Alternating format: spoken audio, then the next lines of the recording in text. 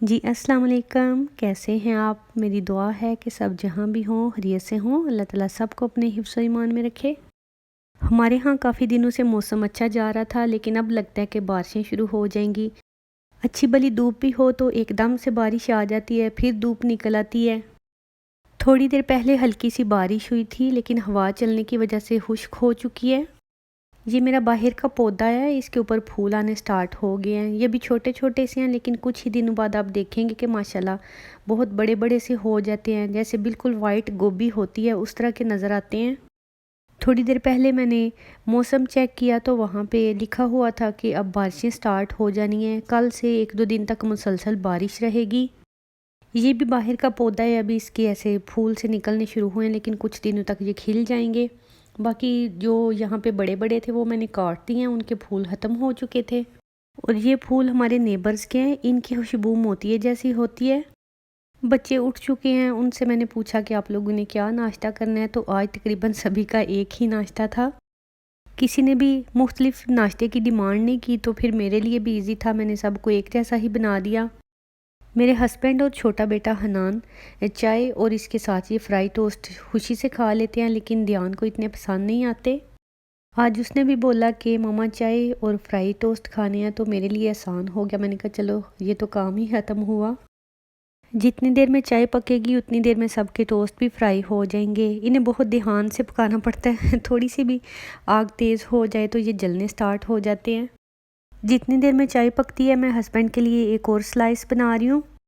ये salmon fish का paste बना हुआ है, स्लाइस पे लगाने के लिए इजी रहता है। थोड़ी देर पहले मार्केट में नया आया था, हस्बैंड तब से कह रहे थे मैं किसी दिन टेस्ट करूँगा करूँगा तो 2-3 दिन पहले लेके आए। जो लोग कच्ची फ़िश खा लेते हैं उनके लिए तो ये अच्छा है, यहाँ पे तकरीबन सभी लोग खा लेते हैं।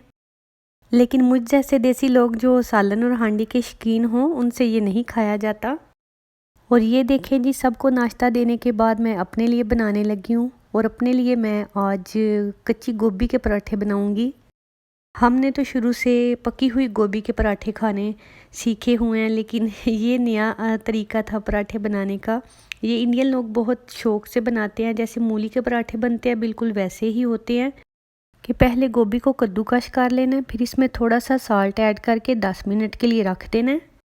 जब गोभी को नमक लगेगा तो उसका पानी निचोड़ के निकाल देना है। फिर थोड़ा सा नमक, मिर्चें, हल्दी, ज़ीरा, सूखा पिसा धनिया, थोड़ी सी कुटी हुई अदरक, उसके साथ थोड़ी सी अजवाइन, हरा धनिया और पुदीना, साथ में थोड़ी सी सूखी मेथी भी ऐड कर दी है। पराठों की फिलिंग ये इस तरह से ड्राई सी तैयार हो जाएगी। फिर पराठा बनाने के लिए 2 एक साइज़ के पेड़े बना के उनकी थोड़ी सी बड़ी रोटी बेल लेनी है, बहुत छोटी रोटी नहीं बेलनी। रोटी पहले ही जितनी बड़ी बेल लें उससे आसान रहता है कि ये पराठा अच्छा बनता है, फटता नहीं। अगर रोटी बहुत ज़्यादा छोटी बेलें तो फिर जब उसके ऊपर बेलन वगैरह चलाएं या उसको बड़ा करें तो वो फटना स्टार्ट हो जाता है। पहले तो इसे हाथ से ही फैला के बड़ा करना है ताकि इसके अंदर एक्स्ट्रा जो एयर्स है वो भी निकल जाए। और फिर बेलन चला के इसे थोड़े बड़े साइज़ में बेल लेना है। इसे मीडियम आंच पे पकाना है, ना बहुत ज़्यादा तेज़ आग होनी चाहिए और ना ही बहुत ज़्यादा लो। पराठा कोई भी हो उसका यही असूल होता है कि मीडियम आंच पे पकाएं, वरना ये होता है कि पराठा पक तो जाता है लेकिन या तो वो फट जाता है या फिर जल जाता है। जब पराठा एक साइड से अच्छी तरह पक जाए फिर उसकी साइड चेंज करें तो उसके फटने का चांस बहुत कम होता है।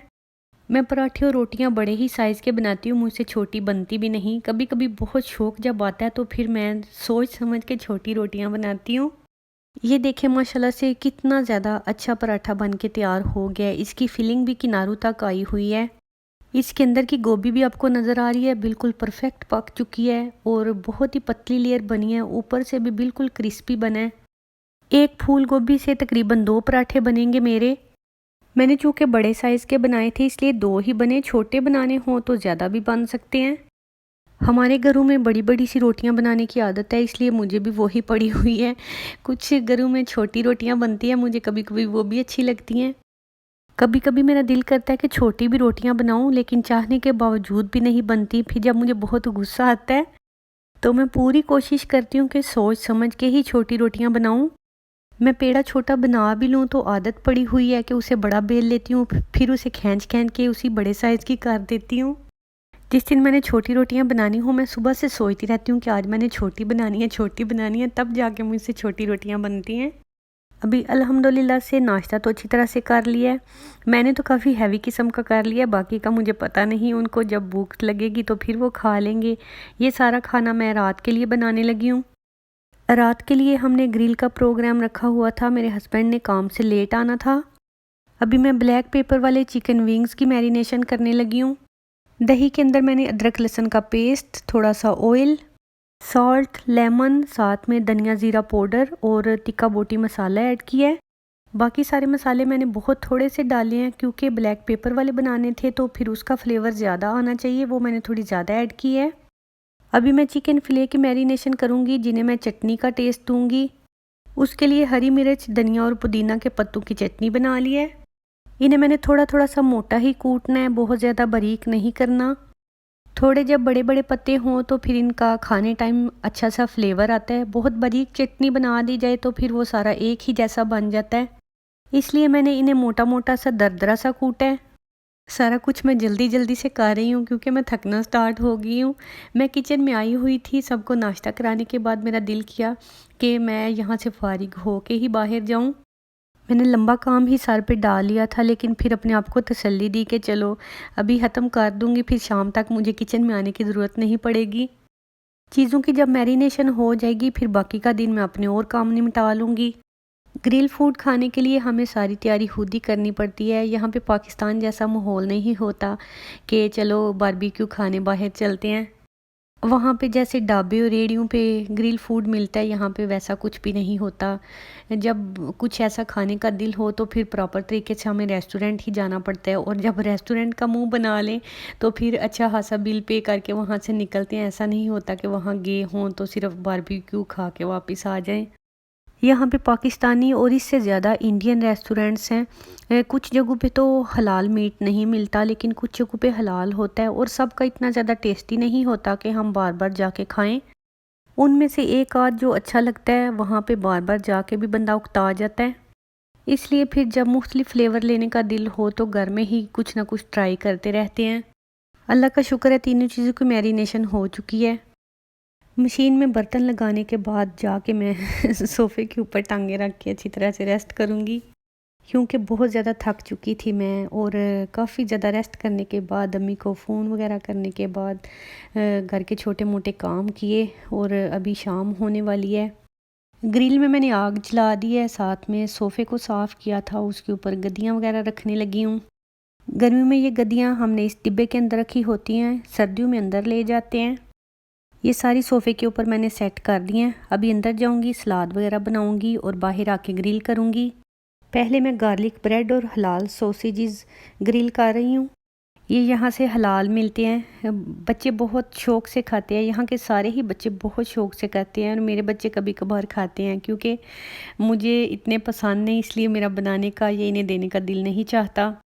मैं बनाती भी कभी कभार हूँ ताकि बच्चे कम ही खाएं। मुझे ज़्यादातर अपना जो फूड होता है वही पसंद आता है।